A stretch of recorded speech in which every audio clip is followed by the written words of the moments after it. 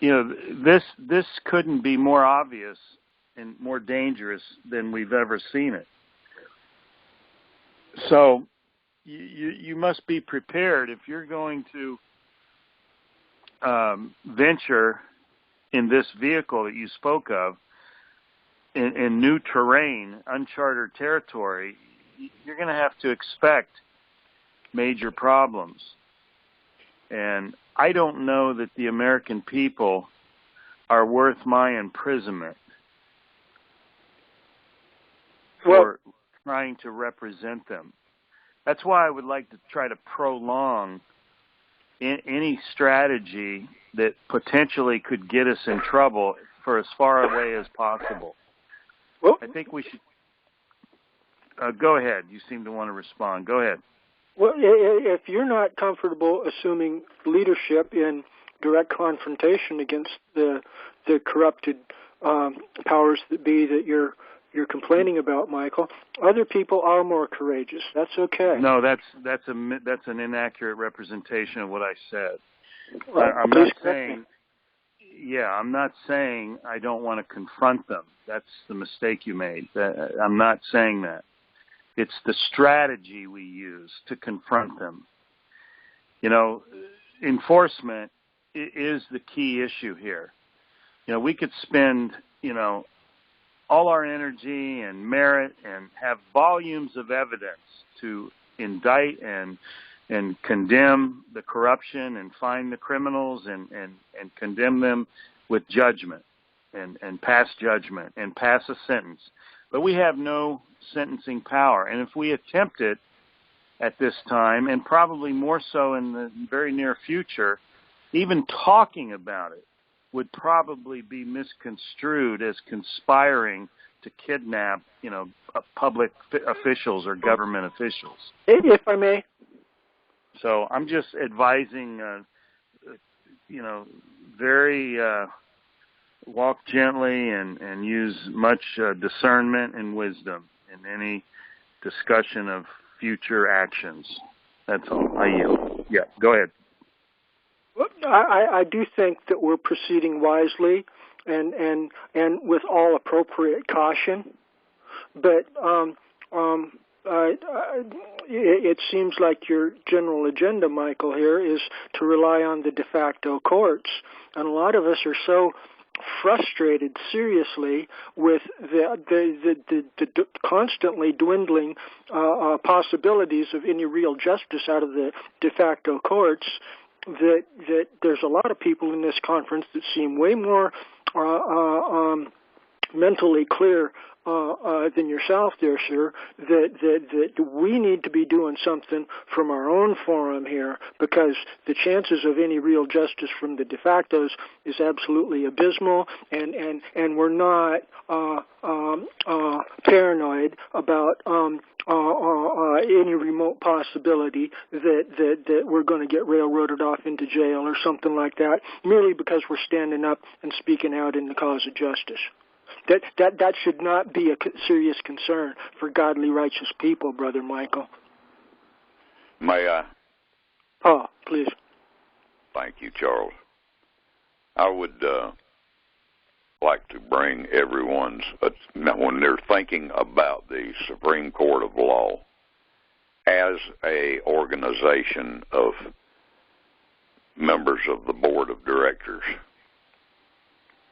I would like for you to consider carefully the First Amendment, which says, or the right of the people peaceably to assemble and to petition the government for redress of grievances. Those two phrases do not tell us how we're supposed to do that. So if we come together as an assemblage of free men and women, we sit down and we talk to one another, or we present a case to the others, and they make a decision, and then they issue an order to a grand jury or to a government prosecutor to take some action, they are doing precisely what the Constitution says they can do, peaceably assembling and then petitioning the government. And I yield, and I think I better go to bed. If I may, I'd like to respond. Michael, yes. Yeah, I would agree with everything he just said, and you continue, Charles, to misinterpret my words, and I don't know why that is. I am not opposed in attempting redress. I am not opposed to making the government hear our complaint. That has never been my point nor my fear. Okay? It is the enforcement aspect of your proposal that I fear would lead to problems and arrest of those participating. If you go beyond what is prescribed by law in this current state of affairs in America. I am all for assembling, as Paul just described. The First Amendment does not tell us how we are to assemble or what we are to do when we do assemble. I know in the state of Florida, it tells me I am to assemble so that I may instruct my representatives in the state of Florida. My representatives start at the grassroots precinct level, school board level, all the way to senator and governor. And I am all for assembling and providing the consent of the governed and providing a viewpoint that we can demand redress. But it's the enforcement aspect of your proposal that I have objections with, not entirely, but I do have concerns and objections as to how or could we enforce any judgment that we would render. And can I respond to that? Yeah, is Paul still on? Yes, sir. Okay, Paul, I just wanted to say good night, and I appreciate your words. That's all. Yeah, thank you, Michael. Thank you, Paul. If I might respond, Michael, my discussion of enforcement and things and Jehovah of Armies, issues like that, is just to outline the empowerment that's at our fingertips. It's not something that I'm lusting to invoke immediately. Perhaps I did not make myself clear. The jury, unanimous 12, unanimously, as reflective of the conscience of the community, with no dissent from anybody that has qualified elector status in the whole USA, would be necessary. 12 unanimous people reflecting the conscience of the community of the whole USA would be necessary before we would even talk about invoking any enforcement.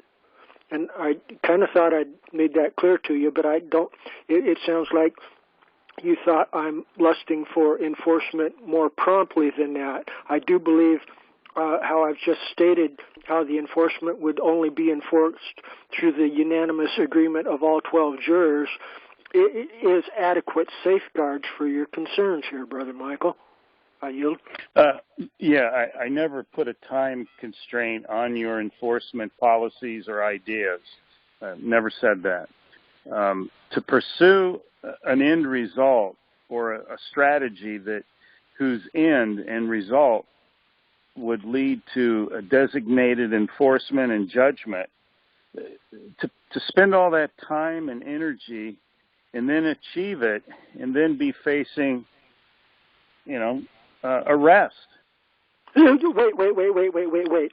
Once we've got the judgment, way before we talk about enforcement, the jury does a preliminary verdict that we've got a judgment here and that arrests are appropriate. And we're not talking about issuing arrest warrants. Okay? Oh, okay, but I have heard you talk about that. And let's just do a hypothetical. I just want to get clarity here. Let's say we do what you're proposing. We have a hearing, we have a jury trial, we find that, let's say, some governor in some particular state has violated the people's rights and is guilty of treason. And all 12 jury members have agreed that he's guilty, and the jury that you're proposing, hypothetically, wants judgment and enforcement. So then what?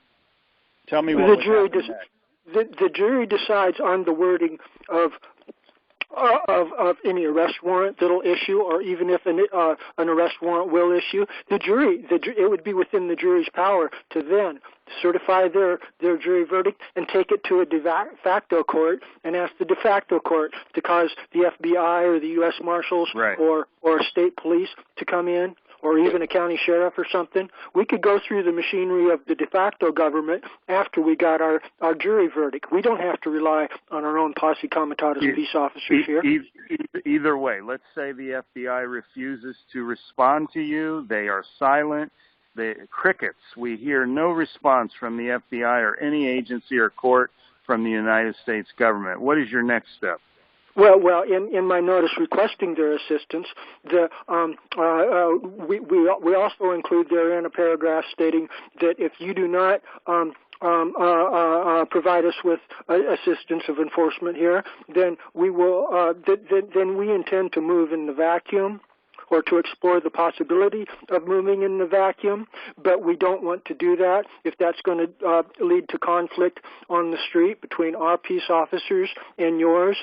So please object within 30 days to our proposition that we do have the right to issue enforcement of the arrest of such-and-so corrupted governor duly convicted of a felony. And if you have any such objections, please notify us within 30 days. Otherwise, we will presume that you have no objection and that you guys are going to stand down when our peace officers attempt to execute the arrest warrants. Thank you. Have a nice day. Okay, and you would do this through town constables? Is that your concept? If the de factos are obstructing the access to the enforcement arm that is the necessary ingredient in full administration of justice, yeah. If I may. Okay, I'll yield temporarily to Paul. Go ahead, Paul.